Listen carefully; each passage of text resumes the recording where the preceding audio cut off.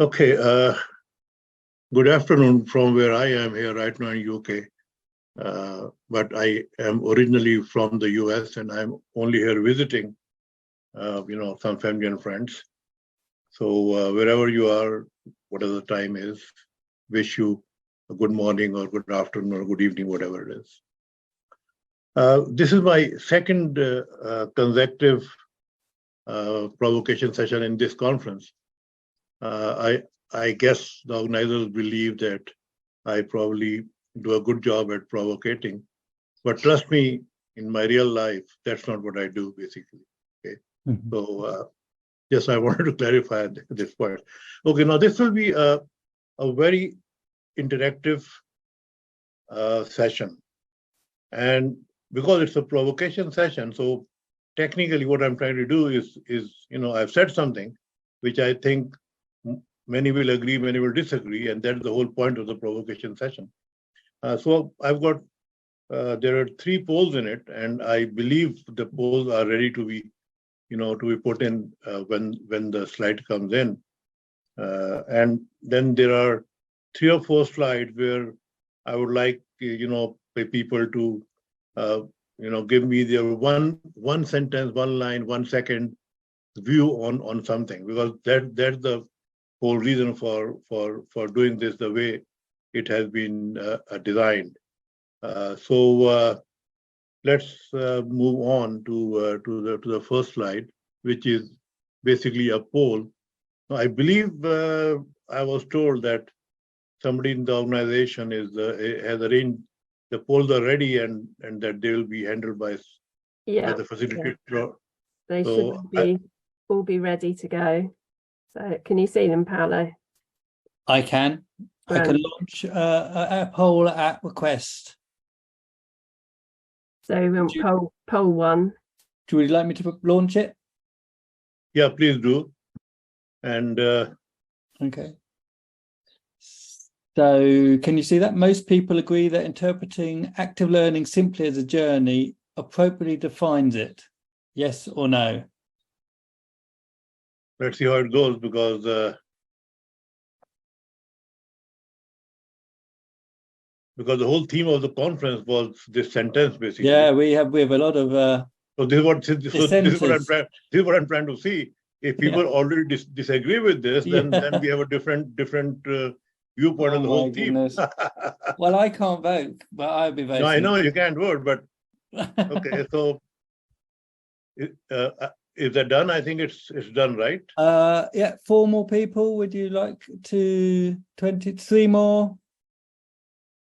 2 more?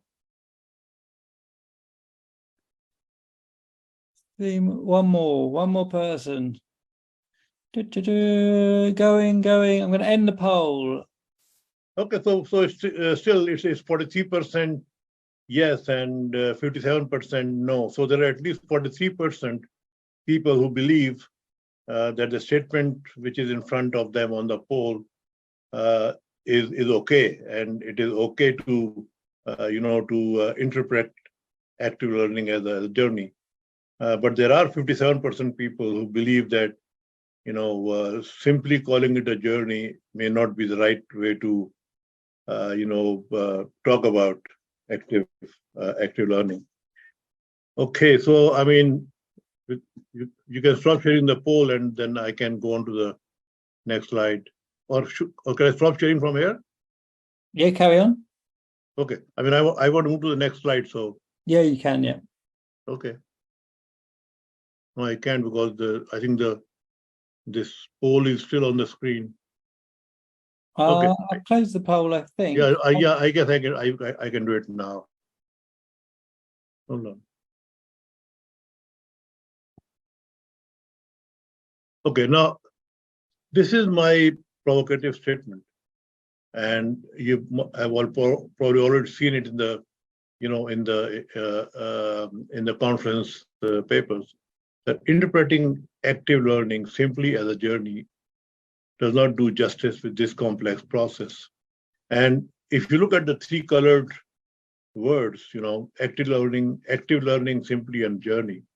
So my stress is, by calling it just a journey, may not be the right way to talk about active learning, because it's too simplistic and it assumes a lot of things which probably as you go forward you will see which are not what a journey is, but which are what active learning is.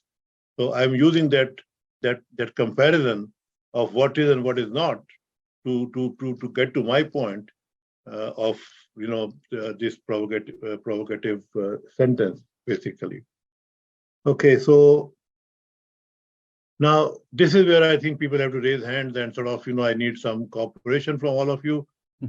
It's right there on the screen. Now I've just put 3 things that come to your mind, but it's not necessarily 3. It could be 2, could be 1, but not more than 3. So I mean, please raise your hands, and the coordinator can let you in, and you can tell me of when you think of a journey, what 3 things or 1 thing or 2 things come to your mind. It's like a flashcard thing, so don't think too much about it, because if you start thinking about it, then you're looking at the pros and cons, and that's not what I want at this point. Okay. So let's have more people coming in and sort of and I mean, you can open the mic and speak out. I'm okay with that. In fact, I prefer that if possible. If you raise your hand, Paolo can open the mic and you can say something.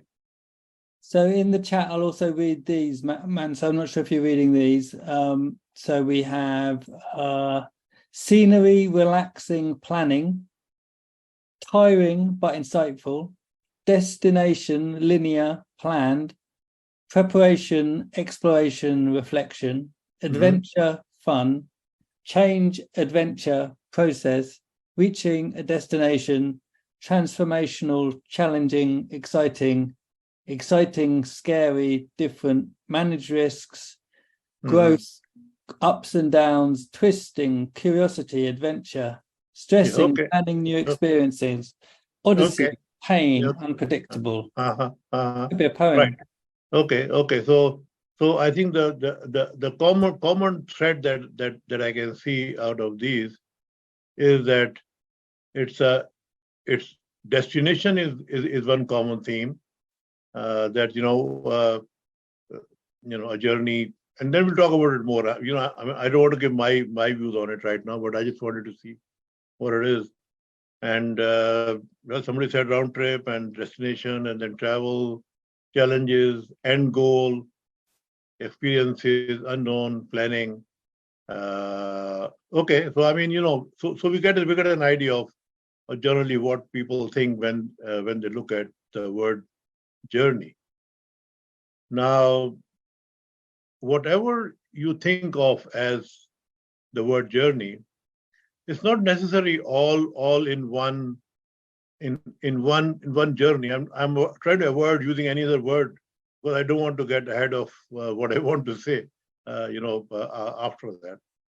So some journeys will have one of these, some will have a couple of these, 3 of these, 4 of these, or whatever. But all of them, no journey will probably have all these adjectives that have been given up, by all the delegates here. But then let's look at the next thing. What comes to your mind when you look at this picture?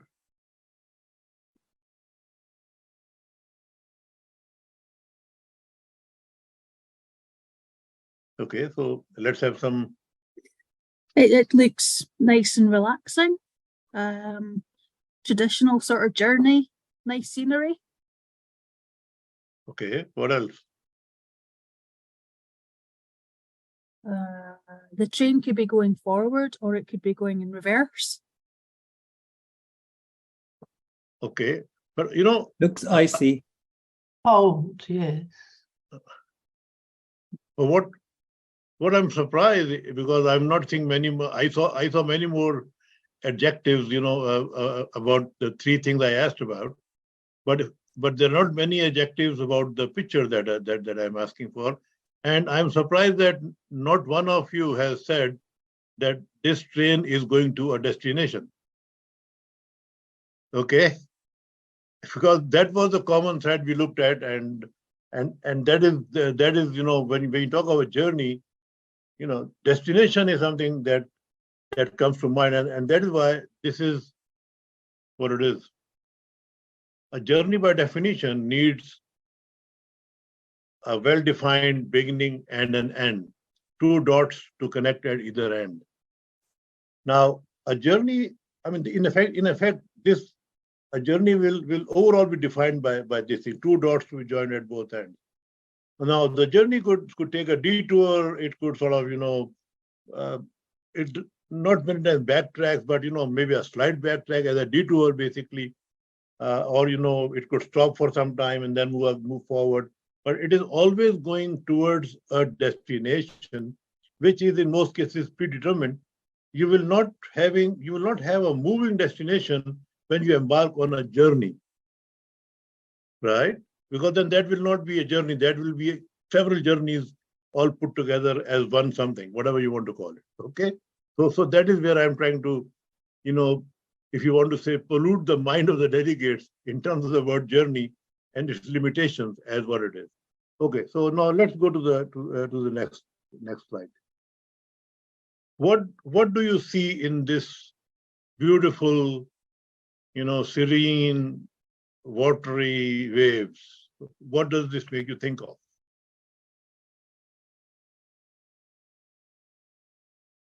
It makes me think of danger, because if somebody was in the water, like a surfer or somebody, there's lots of hazards in the picture.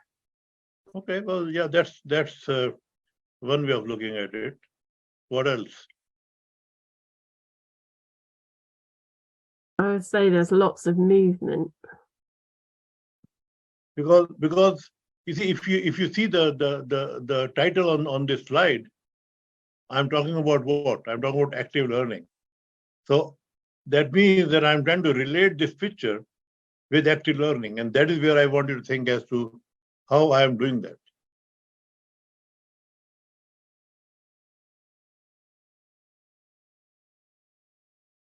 Okay, I think I'll probably proceed because I don't want to take too much time on this.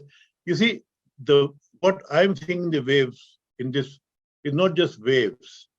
There's a wave that comes in, hits the beach, becomes pacified, goes back, and as it goes back, there's another wave coming towards the beach. So this wave then crashes into that wave, that creates a new wave, and with the new wave, you see all the mist and all this white spray or whatever it is. Now, so that is what I'm looking at this, when I talk of active learning, and I look at this picture. And this is what it is. Active learning is multidimensional. Now, when you are in a state of active learning, you are in all the direction, not direction, but all possible dimensions of the subject are being looked at. It could be anything. It could be a university class, it could be in your job, it could be in any situation. But because active learning is something that keeps on happening wherever you are, no matter what. So it is multidimensional. It keeps on moving in all directions. Just like a wave, it goes forward, then it goes back, then it crashes into the other wave, the new wave is formed. And so the wave going back, the wave going forward, they create a new wave that goes forward, and that hits the beach, and that becomes, pacified, then it gets back, it again roars up, again comes back. It keeps on happening, and which brings to the next point, which is, it is iterative engagement. Active learning is iterative engagement. And what it does is that if you look at the wave, the same wave is being mixed back into the other wave, and then it comes back, and then there are two waves that come back. They both go back, they become a third wave, it goes forward, again goes back. So technically, active learning is all these things. It is iterative, it is multidimensional, it moves in all directions, and it is mutually motivating. Now, when I say this, is because the wave that goes back is motivating the other wave that is coming back. It's hitting it hard and creating this third wave that is basically then what you can see right now. The crest that you see right now is only created because the wave that is going back is hitting the wave that is coming forward. So that is how this, this is active learning. And by doing this, I'm trying to, again, trying to take you away from the direction that, at least 50% people think is that of a journey. A journey usually is not all these things that I just told you. If it was, then it would not be a journey. It might be many journeys combined together. It might be Marco Polo, going somewhere or something of that sort of a thing, but not like a journey as we look at it in our days. Now, this is my most strongest point, I think, which goes against the very concept of a journey being used for active learning. I say that akin to quality, which is a mindset, active learning is also a mindset, not just an educational learning journey in a university or anywhere. And mindset is something which is, we'll go to see what a mindset is, and then we'll go further. But do you agree? I mean, would you agree with this statement or not?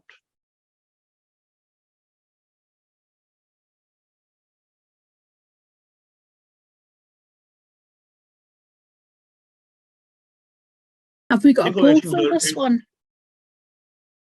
Do you have a poll? Is this a poll question, Mansoor? No. It's not a poll question. Yeah.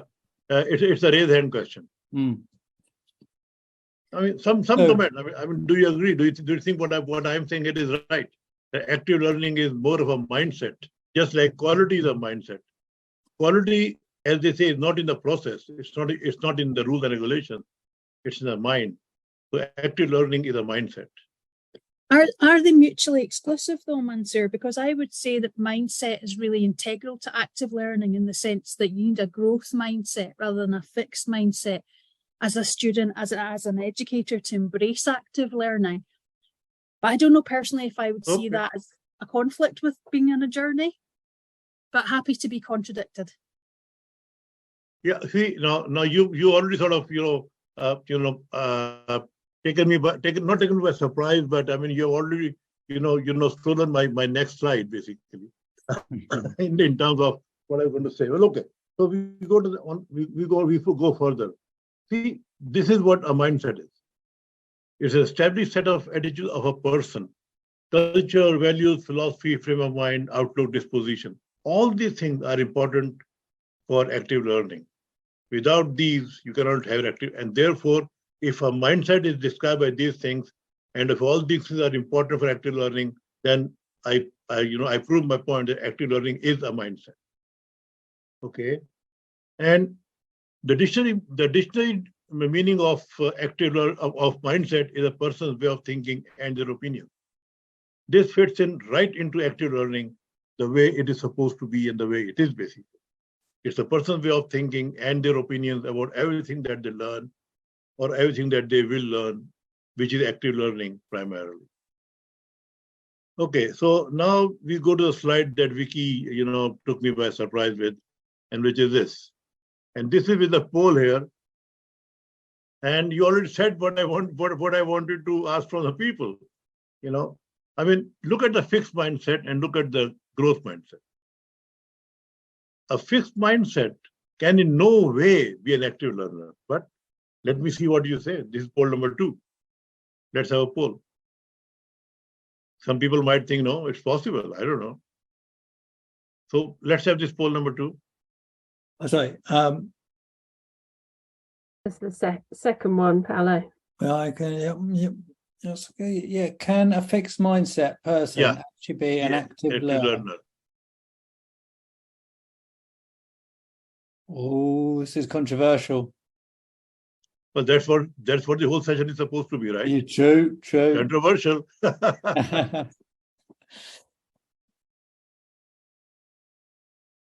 So we have 5 more people. 4, 3. Okay, so that's fine. I mean, actually, we have the overall result. So 74% people think that a fixed mindset can be an active learner. Okay, that's what it looks like to me. Yeah, it looks like. Right, this is what it is. Okay. Now, I think you can close the poll. That's okay, because I mean large enough difference that it won't make any difference by 2 or 3 people. So you can close the poll, you know. Now see at this point, the screen, this picture on the right is not allowing me to see, you know, the. Oh yeah, I can move it here now. Okay. Now I just want to sort of, you know, check out with the people who said 74% and a fixed mindset can be an active learner. Now, if a person thinks that whatever he knows is good enough, he or she knows is good enough. If the person thinks that I know best, if the person thinks I'll never be that smart, if the person thinks I want to avoid making mistakes, if the person thinks I give up, how can that person actually be an active learner? Because to be an active learner, you need to be doing all these things. So I don't know. I mean, can somebody, you know, from the group of 74 people who said that a fixed mindset can be an active learner, can one of them, you know, say something about it in the chat or something? Because there must have been a logic in your mind when you said that fixed mindset can be an active learner. It's really tough, isn't it? I mean, I think we would see people who engage successfully in active learning as those with the growth mindset. But there will be students who come in and they come into our collaborative classrooms, but they will have this fixed mindset and this fear. But does that mean they can't learn actively? Or does it just mean it's going to be harder for them? You see, because with a fixed mindset, active learning is constantly, you know, as I said, it is iteratively engaging. And when you engage with people on both sides, because, you know, as you go on the next slide, we'll see something more about it. Because if you have a fixed mindset, there's nothing like social learning.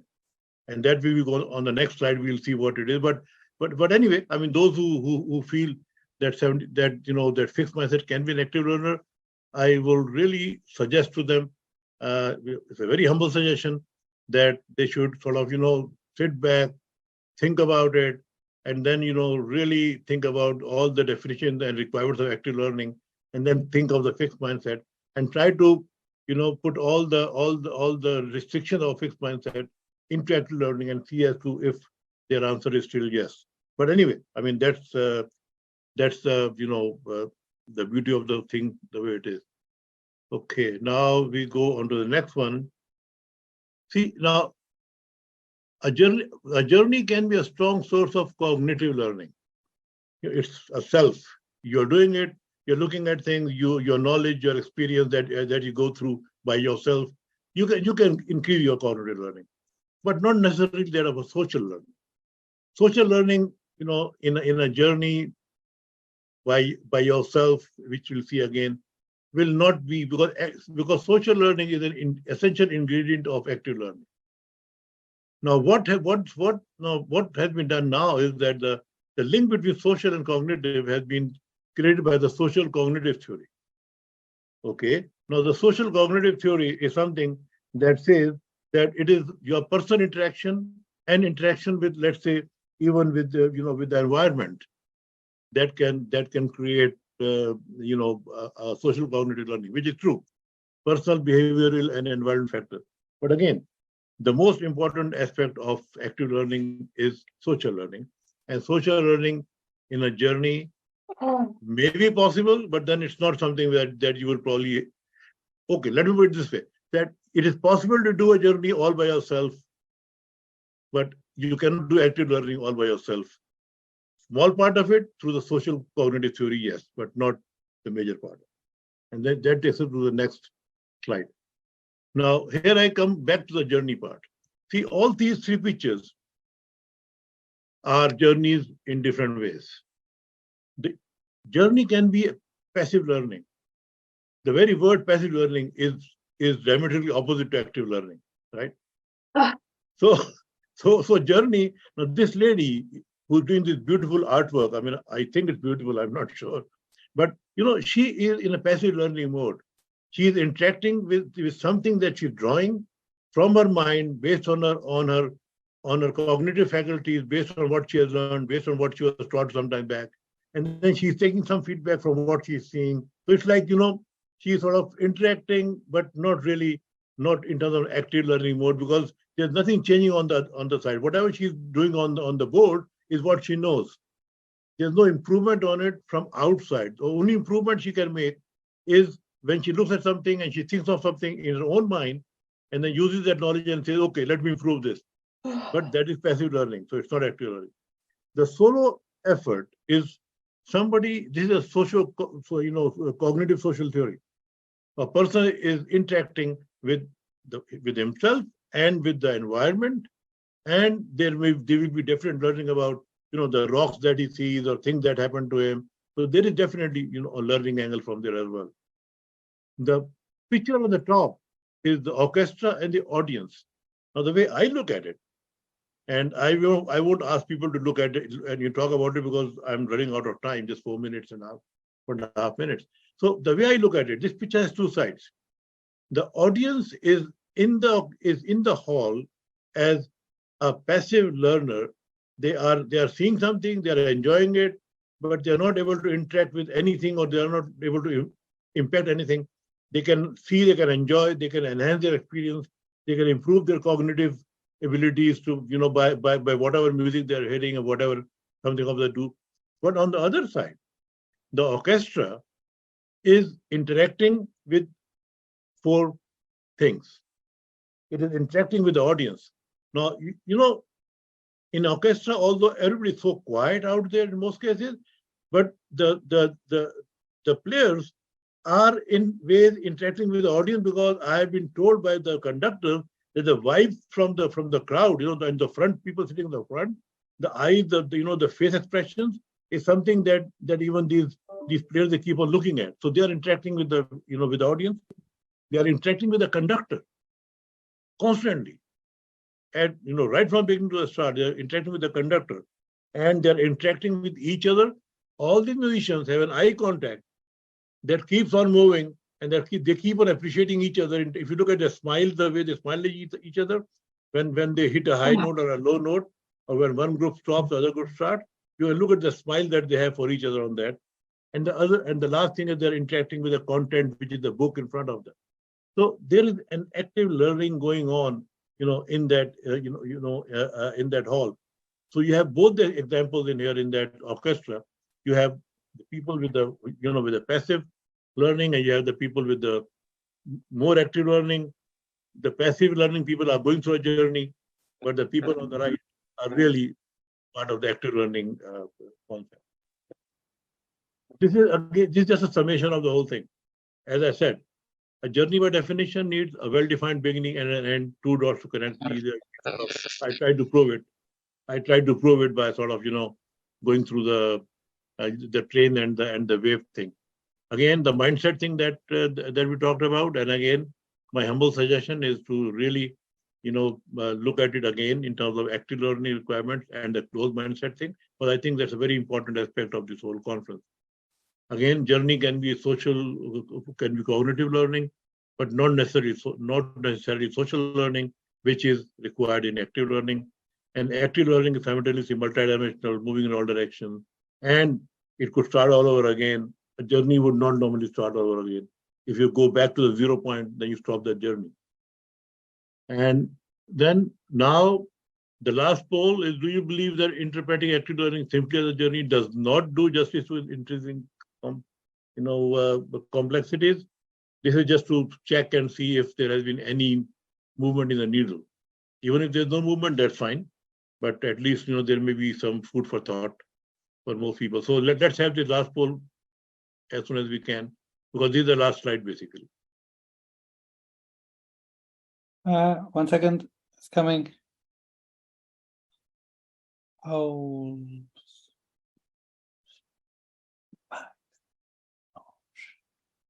Okay. Do you now believe that interactive learning? We have 55 seconds. Let's do it quick.